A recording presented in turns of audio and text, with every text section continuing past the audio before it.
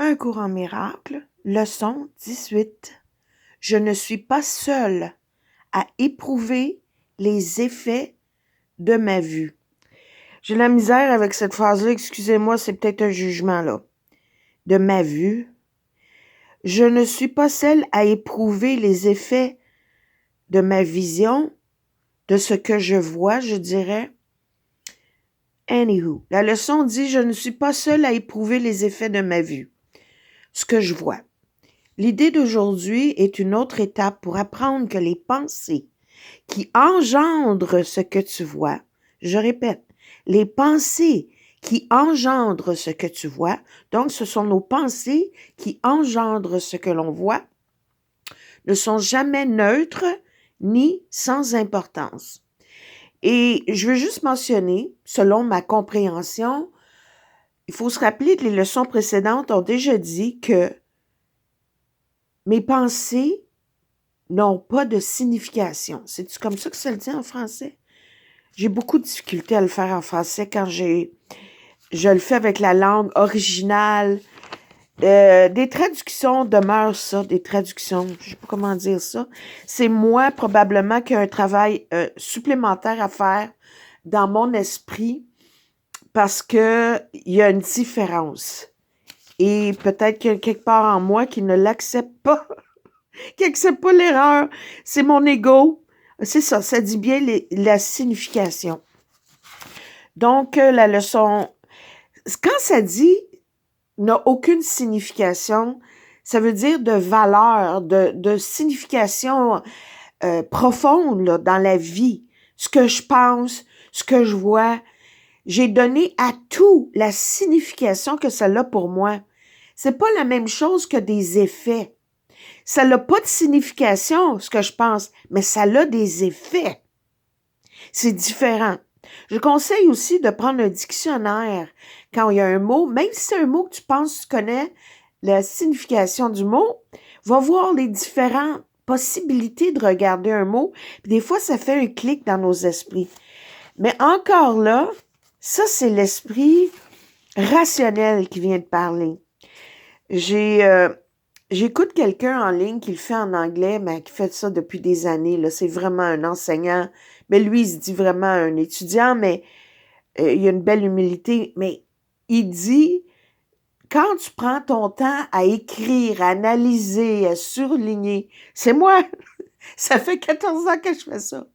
Tu utilises ton esprit rationnel, ton esprit académique. T'as pas besoin, laisse-le juste fluer. Laisse les choses venir à toi. C'est comme ça qu'on va se déprogrammer. Puis d'ailleurs, il y a une nouvelle édition, c'est l'édition blanche, ça s'appelle A Course in Miracles White Edition. Je viens de recevoir la copie, le livre A qui est le texte, et il n'y a aucun paragraphe, il y a aucune coupure, c'est juste fluide comme Jésus son intention était. C'est juste que, à un moment donné, certains humains s'en ont emparé, ont décidé de faire des structures, des paragraphes, des chapitres, des points, des virgules, des ci, des ça. Je sais pas s'il y a des virgules. Là. J'attends de finir complètement mon manuel des enseignants.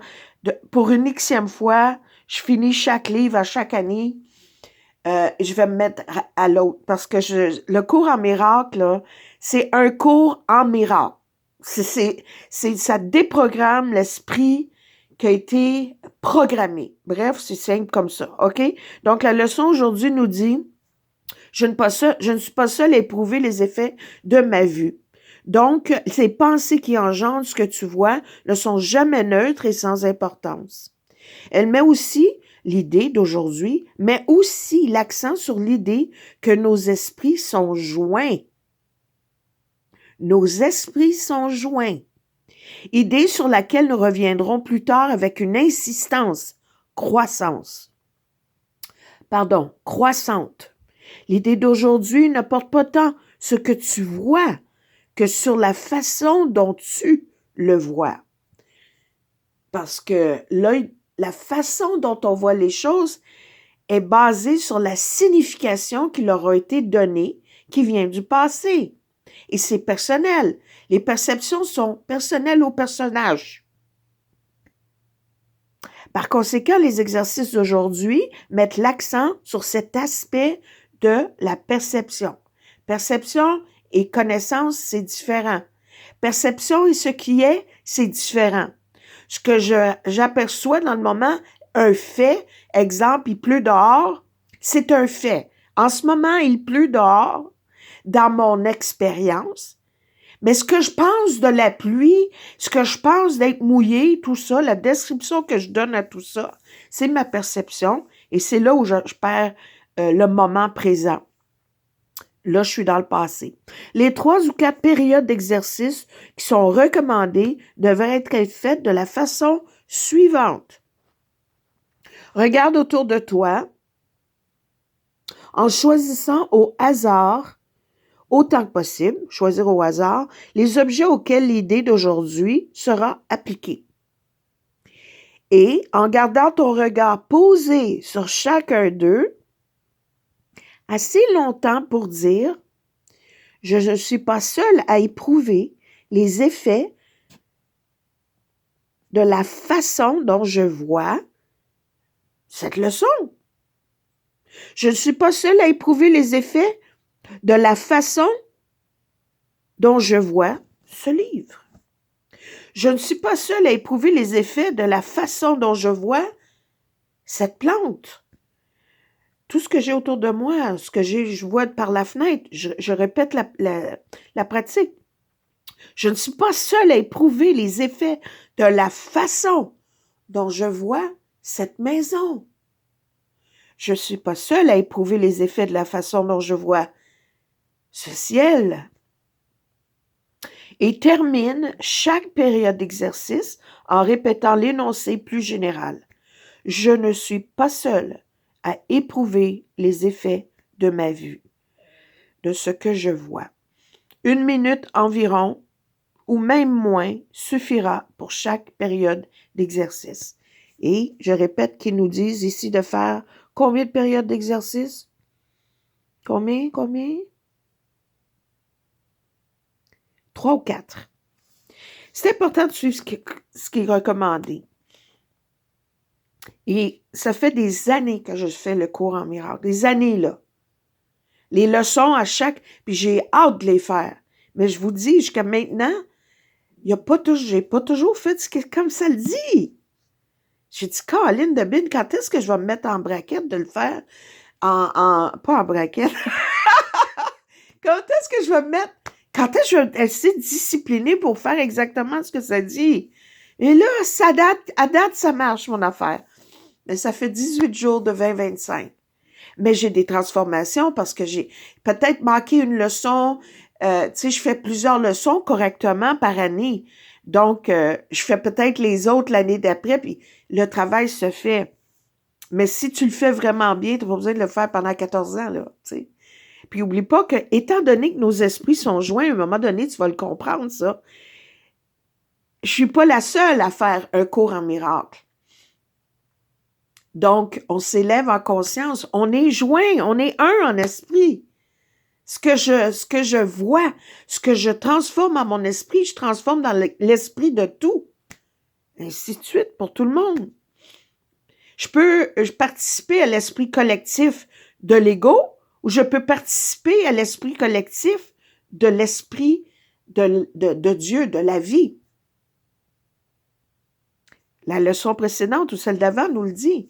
C'est soit j'ai une pensée d'amour ou de guerre ou de haine, de conflit, si tu veux, ou soit que j'ai la paix ou j'ai la peur. En fait, il dit c'est l'amour ou la peur, la paix ou le conflit, la guerre. Le conflit à l'extérieur, c'est la multiplication des conflits intérieurs. Anyways, j'avais un petit peu plus de temps sur mon téléphone aujourd'hui en temps. Je sais pas comment ça se fait. Un petit miracle. Et je prends ça un jour à la fois. Je trouve que ça embraye ma leçon à moi quand j'ai à le faire en ligne. Donc, je prends ça un jour à la fois. Il faut que ça coule, il faut que ça vienne pas par devoir. C'est l'ego, ça. Parce que quand je fais mes leçons, comme elles se doit de se faire, comme il faut, comme c'est recommandé, eh bien, j'aide le collectif, j'aide l'esprit, le grand esprit de notre unité. J'ai pas besoin de le faire en ligne pour que ça l'arrive. Mais, puis il y a tellement de gens qui le font dans le moment.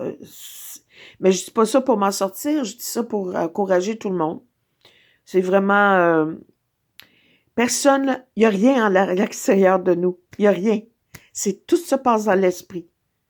C'est une grande projection, une grande pièce de théâtre.